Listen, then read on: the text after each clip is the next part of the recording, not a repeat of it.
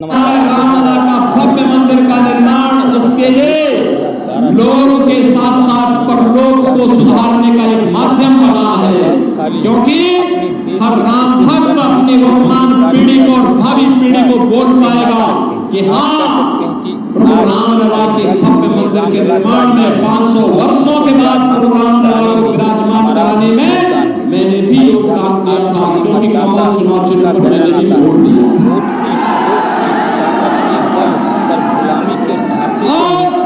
लोग तो सुनेगा ही सुनेगा का निर्माण कराने में आप लेकिन जब बड़ी भूमिका रही। इसी और देश के आपके संकल्प को, आपकी आस को हमारे वोट ने पूरा किया। अयोध्या में रामलला जो विराजमान हुए हैं ना, मोदी जी के नेतृत्व में बातें योगी जी जब प्रदेश के मुख्यमंत्री थे, आदित्यनाथ ने लल्लू सिंह जी जब वहाँ के सांसद थे, भाजपा सभी समाज दरियाबाद के विधायक थे, बल्कि एक तब हुआ जब हमने वोट दिया। आप मुझे बताओ, कहा कि लल्लू जी सांसद चले जाते हैं मोदी कई बार हमारी आस्था के साथ खिलवाड़ मुख्यमंत्री करते हुए बाबरी के ढांचे का निर्माण किया। उन्होंने कहा कि यह वही ताकत है जिसके सहारे गुलामी के ढांचे को हटाकर अयोध्या में भव्य राम मंदिर का रास्ता साफ हुआ है। आप सभी ने 22 जनवरी के दिन देखा होगा जब अयोध्या में 500 वर्षों की पर आम जनता ने यह सब संभव आप सभी के भाजपा के साथ खड़े होने की वजह से सका। उन्होंने उपस्थित जनसभा में सवाल में से कितने लोग अयोध्या में राम मंदिर के दर्शन समूह नहीं मार सकता। और बहनों भाइयों, जब आप अयोध्या गए होंगे दर्शन करने के लिए, आपने देखा होगा लाखों का जन सैलाब वहां दर्शन के लिए उमड़ा हुआ है। देख रहे हैं ना, देख रहे हैं ना बहनों भाइयों, या तो रामद्रोही मोदी जी का विरोध कर रहा है या पाकिस्तान विरोध कर रहा है। दोनों के स्वर एक जैसे मिल रहे हैं इस समय, क्योंकि राम भक्त जो है वह राष्ट्र भक्त भी है। जो राष्ट्र भक्त होगा वह पहले देश के विकास के बारे में सोच रहा है, भारत के उत्थान के बारे में सोच रहा है, भारत को परम वैभव की स्थिति में पहुंचाने के लिए सोच रहा है, भारत के विकास के लिए उसकी प्रतिबद्धता है, भारत को दुनिया की बड़ी ताकत बनाने के लिए, भारत की सुरक्षा के लिए, बड़े बड़े विकास के कार्य लाने के लिए, गरीब कल्याण कार्यक्रमों को आगे बढ़ाने के लिए वह पूरी प्रतिबद्धता के साथ कार्य कर रहा है। और बहनों भाइयों, जो रामद्रोही है वे आज भी पाकिस्तान का राग लाप रहे। क्या कहते हैं? कहते हैं पाकिस्तान के खिलाफ मत बोलो, उसके पास एटम बम है। अरे हमारे पास भी तो एटम बम है, हमारा एटम बम बीच में रखने के लिए नहीं बना है।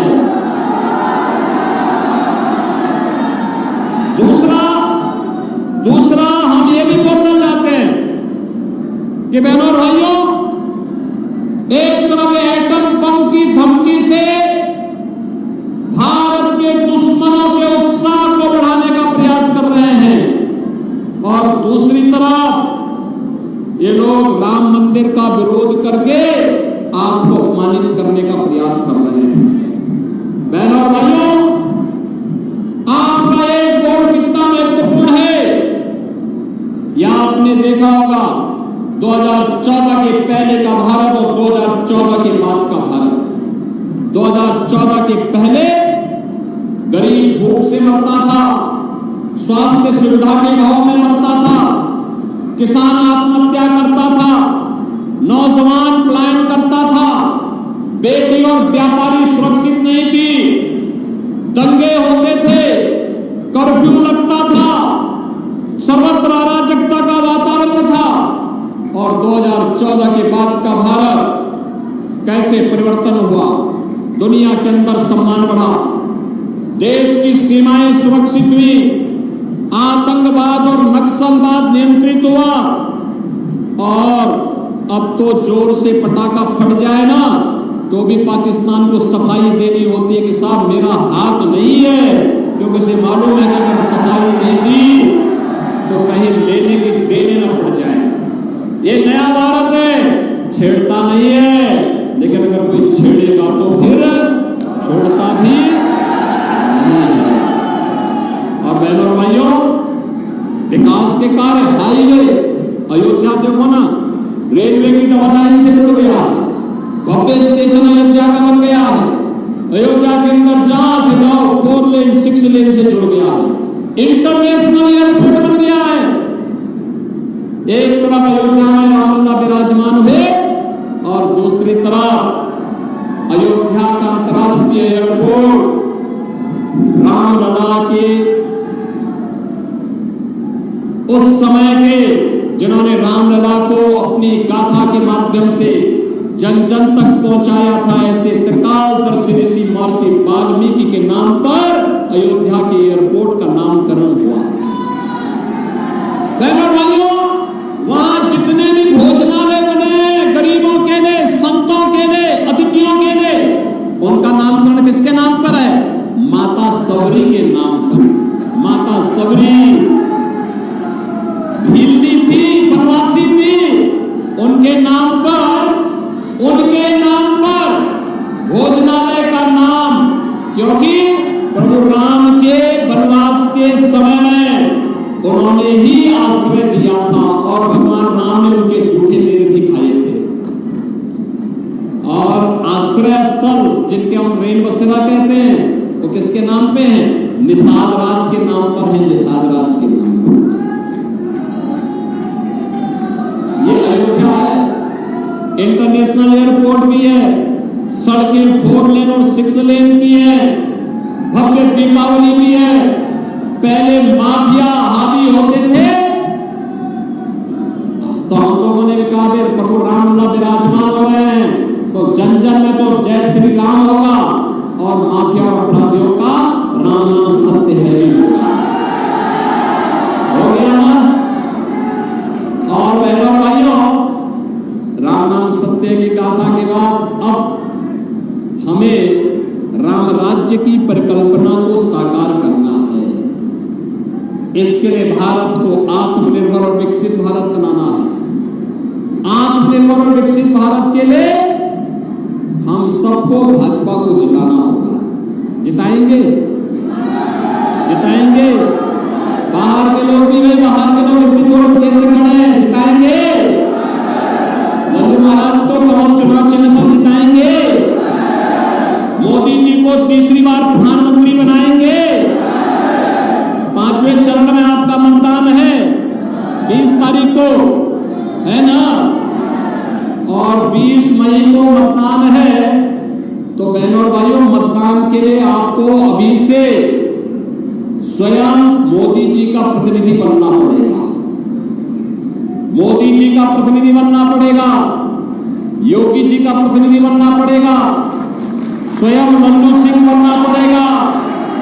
घर घर जाना होगा, एक एक व्यक्ति को अलग जगाना होगा और बोलना होगा वही जो देश के अंदर गूंज रहा है, जो राम को लाए हैं, जो राम को लाए हैं। क्या बोलेंगे? और उनको लाएंगे का मतलब कमल चुनाव चिन्ह का बटन। और बहनों भाइयों, ये उत्सव गांव-गांव में होना चाहिए, अवध क्षेत्र में तो हर जगह होना चाहिए। पूरी दुनिया अवध क्षेत्र का गुणगान गा रही है, पूरी दुनिया गा रही है। लल्लू जी की जीत, लल्लू सिंह जी की जीत पिछली बार से दुगने वोटों से होनी चाहिए।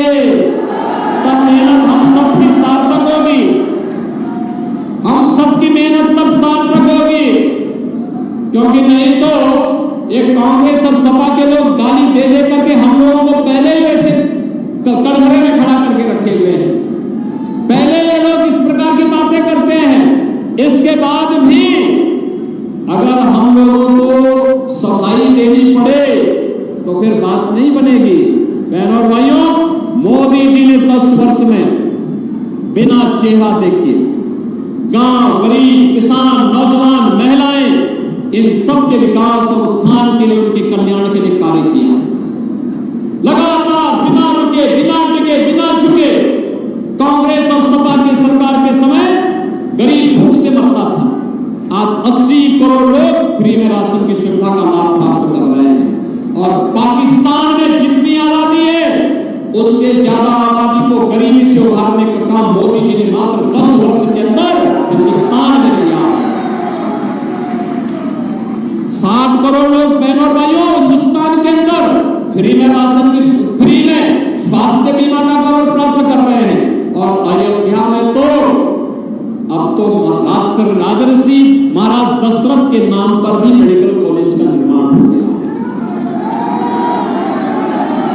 बहनों और भाइयों, अयोध्या में यही नहीं हुआ, अब तो हर घर नल की योजना भी आपके घर में शुद्ध पानी पहुंचाने के लिए दिखाई दे रही है।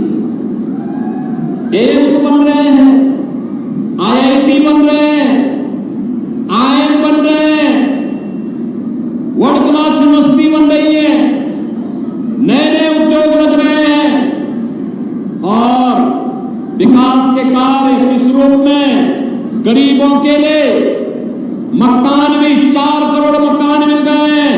और बाकी लोगों को अभी से आप बता दीजिए कि जितने लोग बाकी बचे होंगे अगले 5 वर्ष के अंदर सबको एक एक मकान मिल जाएगा। जितने गरीब बचे होंगे, जितने गरीब के पास 10 करोड़ गरीबों को अब तक रसोई गैस के कनेक्शन मिल गए हैं। बाकी लोगों से कहिए कि जितने बचे होंगे कैंप लगा करके, फिर से अभियान चला करके सबको मिलेगा। 12 करोड़ किसानों को किसान सम्मान निधि का लाभ प्राप्त हो रहा है। 12 करोड़ घरों में शौचालय बन गए हैं। बहनों और भाइयों, जो कभी नहीं हुआ वो मोदी जी ने करके दिखाया है। और इसीलिए तो कह रहे हैं ये कांग्रेस और सपा के लोग केवल लालच देते थे, गुमराह करने का काम कर रहे हैं। कितना झूठ बोलते हैं लोग। यानी दोनों लड़के क्या कहते हैं, मिलकर के लूटेंगे और हारेंगे तो टूटेंगे। यानी हारेंगे तो एक दूसरे पर लोग आरोप लगा करके आपस में ही मारपीट करेंगे। अपना तो जो करना करें, लेकिन कम से कम देश को तो न लूटे। इसकी पुख्ता व्यवस्था भी से हमें करनी होगी। और इसीलिए इनके द्वारा जो काम किया जा रहा है, बाबा साहब भीमराव अम्बेडकर के द्वारा बनाए गए संविधान में अनुसूचित जाति, जनजाति और पिछड़ी जाति के आरक्षण पर सेंध लगाने का इनका प्रयास होने जा रहा है। इस सपा के लोगों को, कांग्रेस के लोगों को सफल मत होने देना। बहनों भाइयों, में गुमराह करेंगे, आपको झूठ बोलेंगे। और मैं अयोध्या में इस बात के लिए आपसे कहूंगा, यह अयोध्या की धरती है, महाराज दलित की धरती है, जिन्होंने गौ माता को बचाने के लिए अपना शरीर भी शेर के सामने प्रस्तुत कर दिया था। और आज कांग्रेस के लोग क्या कहते हैं, ये इंडी गठबंधन के लोग क्या कहते हैं, ये कहते हैं कि अगर कांग्रेस नेतृत्व की समाजवादी पार्टी और कांग्रेस की सरकार बनी तो ये कहते हैं कि हम अल्पसंख्यकों को उनकी रुचि के अनुसार खान पान की स्वतंत्रता देंगे। बहनों और भाइयों, बहुसंख्यक और अल्पसंख्यक में कहां पे भेद है? रोटियों भी खाते होंगे, अल्पसंख्यक भी खाता है, बहुसंख्यक भी खाता है। चावल बहुसंख्यक भी खाता है, अल्पसंख्यक भी खाता है। सब्जी दोनों खाते होंगे, दाल दोनों खाते होंगे, पूड़ी पकौड़ी सब, हलवा सब खाते होंगे, मीठा भी सब खाते होंगे। लेकिन एक जगह में मतभेद हो जाता है। बहुसंख्यक समाज कहता है कि भाई देखो, गौ हमारी माता है, जन्म जन्म का नाता है, गौ माता की हत्या भी नहीं स्वीकार करेंगे, गौ माता का मांस खाने की बात तो बहुत दूर थी। लेकिन कुछ मुसलमान शरारतन गौ माता का मांस खाते हैं, चिढ़ाने के लिए, अपमानित करने के लिए। और कांग्रेस कहती है अगर सरकार आएगी तो उनको गौ मांस खाने की छूट देगी। क्या आप इसको स्वीकार करेंगे? क्या अरे वो जो पुण्य मिला है अयोध्या में रामलला के विराजमान होने का, उस पुण्य को खोने की आवश्यकता नहीं, वो पुण्य बना रहे। और ये पाप के भागीदार सपा कांग्रेस के लोग बनना चाहते तो बने, हम उनके पाप में भागीदार कतई न बने।